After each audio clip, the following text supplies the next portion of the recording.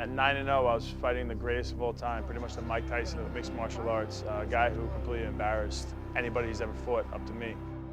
No one thought I had a chance.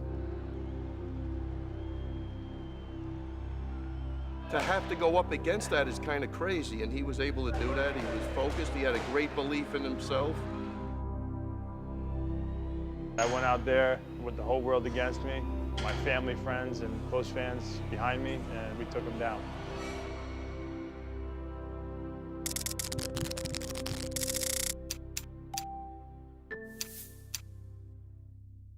I walked to school most days, and this was my route. I think it's about a mile and a little bit more.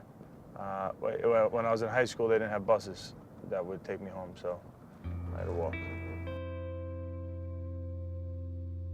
We're at Baldwin High School, and we're about to hang out with my coaches who kind of helped me become who I am. Coach Shippos, who is an icon. He's a legend in this school. One of the best coaches Long Island Wrestling has ever had. It all started when Chris was walking up these stairs as a second grader.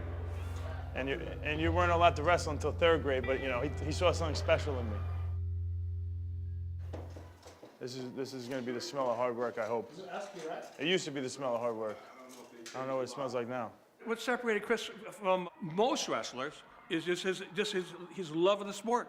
He always had a smile on his face. He always came through that door with a positive look on his face, where a lot of wrestlers don't do that. We used to work out. I used to work out with him. Okay, 7th grade, 8th grade, 9th grade, and when he got to 10th grade, I couldn't roll around with him anymore. I was done.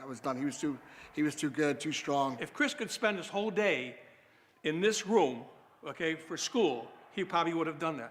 This was my shower over here. That was my go-to. I felt like he got the heat the fastest. That's my old scale, man.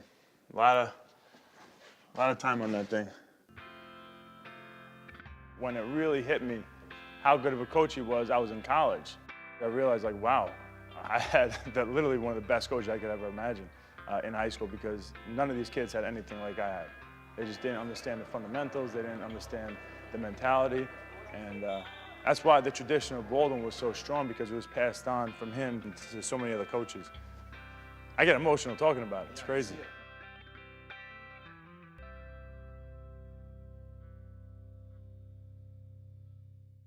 This is definitely my island. I love it here. And to be able to still be here, I'm definitely grateful, because it's not easy to live here. I played every sport here. My parents were very involved here. My brother and my sister, everybody was good at sports. All of our friends are still from Baldwin. I love where I'm from. We had these like little woods here, which I thought was like a forest when I was a kid. And we'd make some bike jumps in there. Got in a lot of fights in there. I broke my collarbone in there. I had an extremely loving family, supportive family, and I wouldn't be anywhere where I'm at now without that. Oh, that was a big hug, That was a good hug. All right, go ahead. Let's go. Mommy! Hi, honey. So this is a picture of you. You were about, I guess, I don't know, 6 weeks maybe? 6 weeks old. Yeah. How fat was I? I was the ugliest baby in the world. Oh, when you were 8 months, you were really fat, yeah. Well, I was a big baby, right? 9, 12? Yes. And why you should know this, Mom. Come on. He was an achiever. He always would do his best. He would always put all of his energy and heart into something. When he started the wrestling clinic when he was 7, he really seemed to be like a star there. I can remember we signed his brother up because he was, you know, like 3 years older than him. They let him stay. He was too young for the camp, but they said, oh, no, we'll let him stay, you know. So I was like, great. So I came back like 2 hours later, and I walk in, and they said, and the prize goes to ChrisWeidman. My parents were very supportive of everything that I wanted to do, but they didn't ever push me. I remember what my dad said, no matter what you do, whether you like it or not, make sure you're the hardest worker. Yeah, there he is, champion. All right, Weidman! I really fell in love with wrestling, I would say my 9th grade year going to 10th grade. I saw some good success with it, and I started just falling in love with it, and I was ready to work as hard as I can. Today, this is Chris's day. 1999 Freestyle Championships out at Long Island. I don't even realize what I'm doing. I'm jumping up and I'm running to the ring if I think that he's starting to get hurt or something else. Uh-oh, get the mother down there.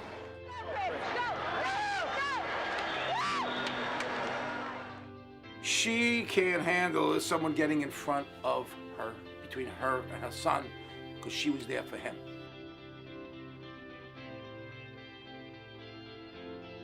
I stayed focused on school, and I ended up getting a full scholarship to Hofstra University, which at the time was a top 10 in the country wrestling school. And I had a lot of pride going there. I became a 4-time college All-American, but my goal again was to be a national champion, so I still didn't really accomplish my goals. I thought when college ended, it would be like, oh, you know, I could relax, that I won't have to watch the wrestling.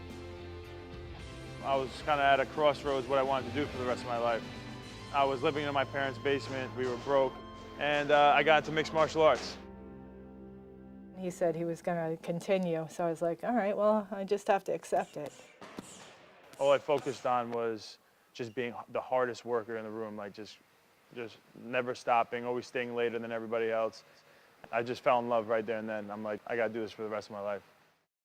I literally, the first guy I fought, I made sure I didn't like hurt him and I didn't throw any punches. I made sure I literally just took him down, no ground and pound, and submitted him to make it look like it's not really a bad sport. I swear, I didn't want my family to think, wow, this is really brutal. Chris All-American Weidman.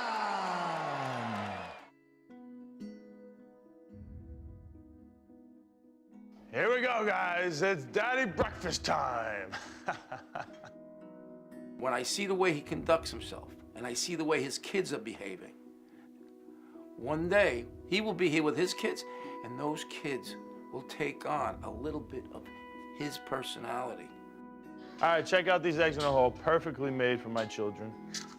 He's the fun one. He's the one that, you know, wants to do everything with them and get them involved in every activity, and they're all obsessed with him.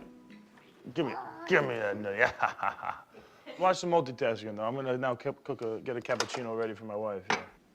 I met my wife originally when I was in 7th grade and she was in 5th grade. I was on the way to a wrestling camp and her dad was the one driving us, so she was in the back of the car. You know, there might have been a little flirtation, but she was a little young, you know, for my blood at the time. Her brother and I were very close friends and captains on the wrestling team together. So, but it quickly turned into from me like protecting her to, you know, me liking her. Everything I've ever had was Long Island, so I don't really know much different. I can't imagine going anywhere else and raising a family somewhere else. I feel like I'd be missing out on reality and on the real world. I am here with the new UFC middleweight champion of the world, Chris Weidman. Chris, you dreamed about this moment. You trained for this moment. Does this even feel real? You know, this is. I felt I was destined for this. That Anderson Silva fight was no joke. He went in there and he did what he had to do, and I think it's just about total belief. That's what Long Island embodies to me. It's not the easiest place to live, but you got to work your ass off to reap the rewards. Thanks,